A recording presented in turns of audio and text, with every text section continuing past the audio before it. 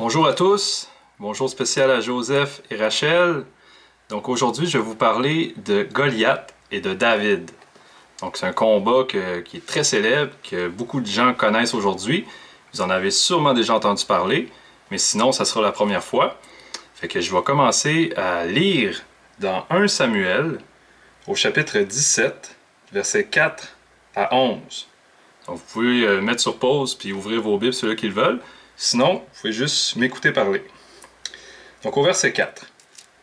Un homme sortit alors du camp des Philistins et s'avança entre les deux armées. Il se nommait Goliath. Il était de Gath et il avait une taille de 6 coudées et un empan. 6 coudées puis un empan, là, ça fait à peu près 3 mètres. On pourrait comparer la grandeur de Goliath à quelqu'un d'une taille relativement normale comme moi, qui mesure 1,78 m. Donc Goliath, lui, qui mesure 3 mètres, ça ferait environ cette grandeur-là à côté de moi. Et pour vous donner une idée de 3 mètres, qu'est-ce que ça représente?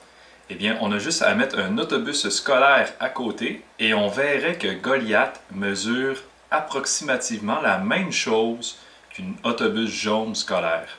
Donc c'est quand même assez grand. C'est très grand même. Sur sa tête était un casque d'airain et il portait une cuirasse à écailles du poids de 5000 cycles d'airain.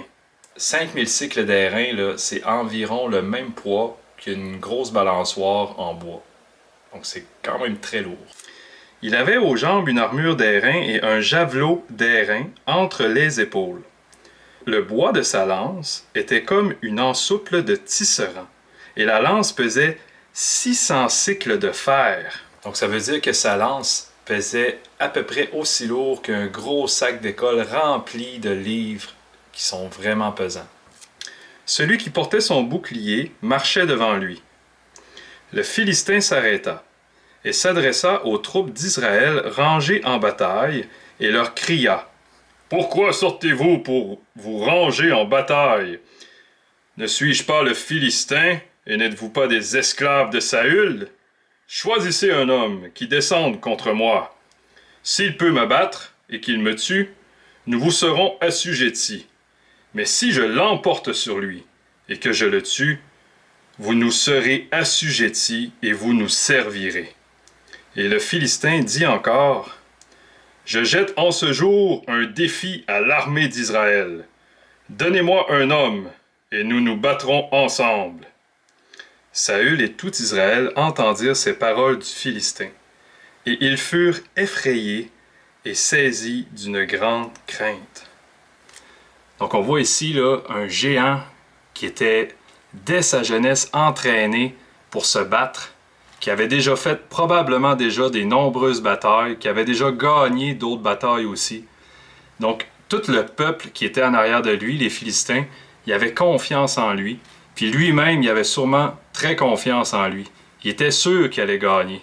En plus de ça, il avait une bonne armure, il avait un bouclier, il avait une lance, un javelot, il avait une épée de géant qui était faite pour lui à sa taille, il y avait un casque, il y avait tout ce qu'il fallait pour se battre, en plus des stratégies qu'il avait appris pour réussir à gagner. Donc, le Philistin, Goliath, il avait aucunement peur de perdre, quel que soit son adversaire. Il se disait, c'est sûr que je vais gagner. Il avait confiance en lui. Mais ce qu'il ne savait pas, c'est qu'il allait avoir un jeune berger qui s'appelle David, qui lui avait confiance en Dieu. Et que même si c'était un jeune homme qui n'avait jamais fait de guerre de sa vie, qui n'avait jamais appris c'est quoi les stratégies pour gagner dans un combat, eh bien lui, David, ce qu'il avait appris, c'est à faire confiance à l'Éternel. C'est à faire confiance à Dieu. David, lui, se rappelait, en étant berger, que l'Éternel l'avait déjà délivré du lion, il l'avait déjà délivré de l'ours, et donc David, il savait qu'il pouvait être très bien être délivré aussi dans son combat contre Goliath. Donc c'est pour ça que David, lui, s'est présenté, alors que toute l'armée d'Israël avait peur. C'est écrit qu'il était effrayé devant le géant Goliath. David, lui, n'avait pas peur, parce que David avait confiance en Dieu. David, il n'avait ni armure, ni arme de combat comme Goliath. Il avait seulement une simple fronde avec des roches qui avaient été cherchées près d'un ruisseau. Et juste avec ça, il savait qu'il pouvait gagner. Pourquoi il pensait qu'il n'avait pas besoin d'armure? Parce qu'il savait même que Goliath pouvait même pas le toucher. Puis pourquoi il savait qu'il avait juste besoin d'une fronde? Parce qu'il savait qu'il avait même pas besoin de se rendre jusqu'à Goliath pour gagner. Il savait qu'il pouvait le battre avant ça. Parce que il menait cette bataille-là au nom de Dieu. Il savait que Dieu était avec lui et que Dieu lui donnerait la victoire. Donc David n'avait pas confiance en lui-même comme Goliath avait confiance en lui-même, mais David avait confiance en Dieu. Et Dieu allait le délivrer. Même si personne croyait que David allait gagner, eh bien on sait que David a gagné parce que Dieu était avec lui. Donc le combat commence. David est face à Goliath. Et c'est David qui s'élance en premier, que la parole de Dieu nous dit. Parce que David, il n'a vraiment pas peur du géant. Il s'élance même en courant vers lui, avec sa fronde. Puis qu'est-ce qui arrive, c'est qu'il lance la première roche. Ça n'en a pas pris 2 ou 3, ça en a pris seulement une. Et c'est la première. Et la première roche est allée se loger directement dans le front du géant Goliath. Et Goliath est tombé par terre, directement sur le cou. Et est tombé mort. Donc David avait déjà gagné. Il n'a même pas eu le temps d'avoir une goutte de sueur sur lui. Il n'a même pas eu le temps de se battre au corps à corps, que David avait déjà gagné. Et c'est comme ça que Dieu agit. Quand Dieu agit, il n'y a personne qui peut résister à la puissance de Dieu. Maintenant, qu'est-ce que ça a eu comme répercussion, comme conséquence, le fait que David a gagné contre le géant Goliath? Eh bien, c'est très simple. Le fait que David a gagné, ça a sauvé tout le peuple d'Israël, qui n'ont même pas eu besoin de combattre contre l'armée des Philistins. Donc la victoire de David, donc la victoire que Dieu a donnée à David et au peuple d'Israël, ça a fait en sorte que ça a épargné beaucoup de vies, des milliers de vies. Il y a des gens qui n'ont pas eu besoin de se battre. Il y a des pères qui n'ont pas eu besoin de rentrer à la maison avec des blessures. Il y a des femmes qui n'ont pas eu besoin de perdre leur mari, puis des enfants qui ont eu besoin de perdre leur père. Donc, ça a eu des répercussions, des conséquences immenses, cette victoire-là, sur tout le peuple d'Israël. Donc, sûrement que Israël était extrêmement reconnaissant de cette victoire-là à Dieu, et ça leur a donné une leçon que même un simple berger, qui était jeune, qui n'était même pas encore un vrai homme, pouvait gagner contre un géant entraîné seulement en ayant confiance en Dieu. Et nous, on peut tirer une leçon de ça aujourd'hui. Il y a plusieurs leçons qu'on pourrait tirer de ce récit-là qui est réellement arrivé. Mais il y a une leçon, moi, que je voudrais vous transmettre aujourd'hui.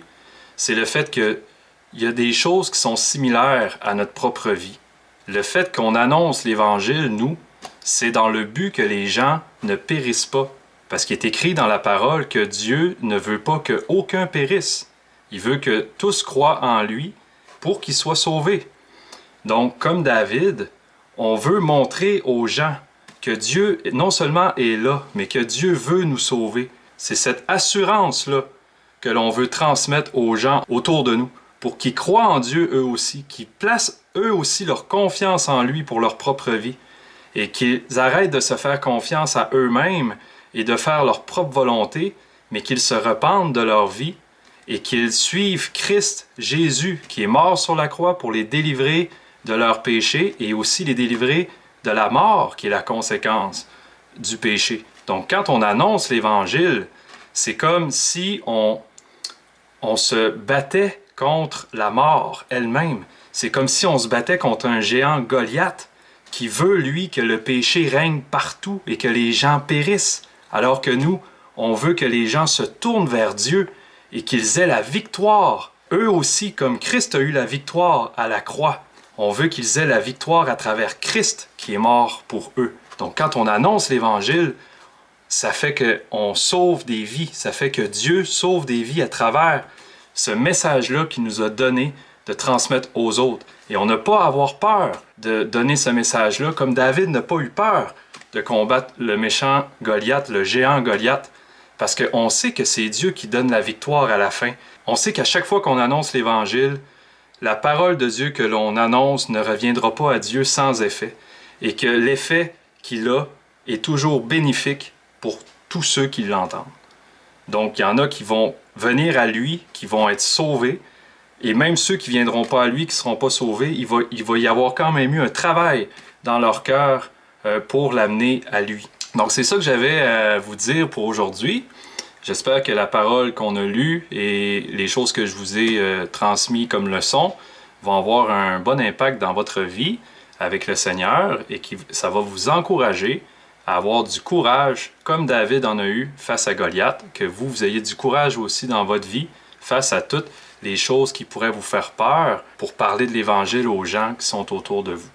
Donc que le Seigneur vous bénisse et encore un salut spécial à Joseph et Rachel et un salut à tous ceux qui m'ont écouté aujourd'hui. Bye bye, à la prochaine.